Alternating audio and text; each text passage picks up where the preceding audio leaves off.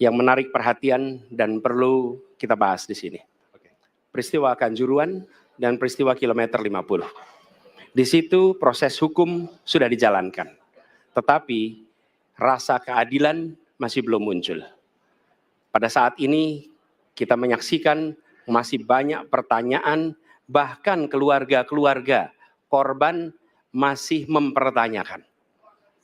Karena itu, saya ingin bertanya kepada Pak Ganjar. Saya posisinya adalah ini harus dituntaskan. Ini harus bisa menghadirkan rasa keadilan, bukan saja soal legalnya yang sudah diselesaikan. Saya ingin tanya posisi Pak Ganjar di dalam dua peristiwa ini. Terima kasih. Waktunya masih ada, Bapak? Sudah cukup? Oh, sudah cukup. Baik. Terima kasih.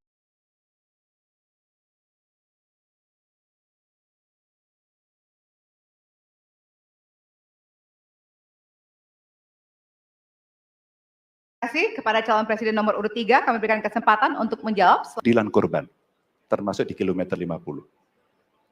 Ketika kita bisa bereskan semuanya, maka kita akan naik dalam satu tahap. Apakah kemudian proses legal dan kemudian mencari keputusan yang adil bisa dilakukan? Jawaban saya, bisa. Jadi dalam pemerintahan ini mesti berani untuk tidak lagi menyandra persoalan-persoalan masa lalu sehingga berlarut-larut. Sehingga apa yang terjadi ketika muncul terus-menerus akan menjadi sensi.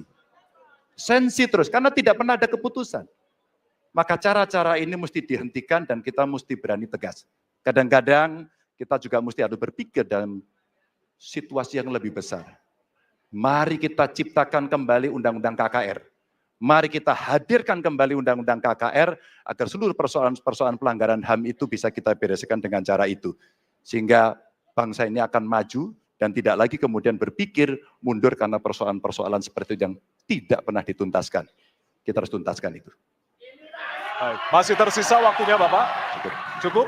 Baik. Ya, dan kami silakan kepada calon presiden nomor urut 1 untuk menanggapi jawaban dari calon presiden nomor urut 3. Ya. Waktu Anda 1 menit, Bapak. Ya, jawabannya kurang komprehensif karena masalahnya lebih kompleks dari itu, Pak Ganjar. Tapi izinkan saya sampaikan. Untuk seperti ini, minimal saya melihat harus mengerjakan minimum 4 hal. 1 adalah memastikan bahwa proses hukum menghasilkan keadilan. Yang kedua, ungkap seluruh fakta sehingga kebenaran menjadi pengetahuan semua, termasuk closure bagi keluarga. Yang ketiga, korban, harus ada kompensasi. Clear. Dan yang keempat, negara harus memberikan jaminan bahwa peristiwa-peristiwa seperti ini tidak boleh berulang kembali. 4 harus dikerjakan. Nah, saya kemudian melihat untuk itu bisa dikerjakan, maka kita tidak bisa abu-abu seperti yang tadi disampaikan. Saya melihat kalau begitu 4 ini harus dilakukan, berarti yang pertama mungkin kita harus melakukan investigasi ulang, melakukan review. Kita harus menyelamatkan institusi, memastikan bahwa institusi itu selamat. Saya ingin tahu apakah Pak Ganjar sependapat dengan pandangan saya. Terima kasih Pak Ganjar. Baik. Waktunya habis, selanjutnya kami berikan kesempatan kepada calon presiden nomor urut 3 untuk menanggapi tanggapan dari calon presiden nomor urut 1, waktunya 1 menit dari sekarang. Soal komprehensi atau tidak komprehensif terkait dengan itu selera dan subjektif. Dari 4 hal tadi itu, saya kira hampir semua pelindungan korban dilakukan. Saya sampaikan pencari fakta sudah pernah ada. Kalau kemudian tidak terjadi, tidak boleh terjadi lagi, saya kira itu value yang mesti dicontohkan. Kita kerjakan semuanya. Saya orang yang tidak pernah abu-abu. Hitam, putih, sat-sat. Kami tidak pernah ragu-ragu, kami tidak pernah abu-abu, maka kami pun tadi mengklarifikasi pertanyaan kepada pasangan calon nomor 2, karena kami bukan orang yang menunda pekerjaan, menggantung pekerjaan untuk kemudian menjadi komoditas. Saya selesaikan itu. Masih ada waktunya Bapak? Akan cukup. Baik.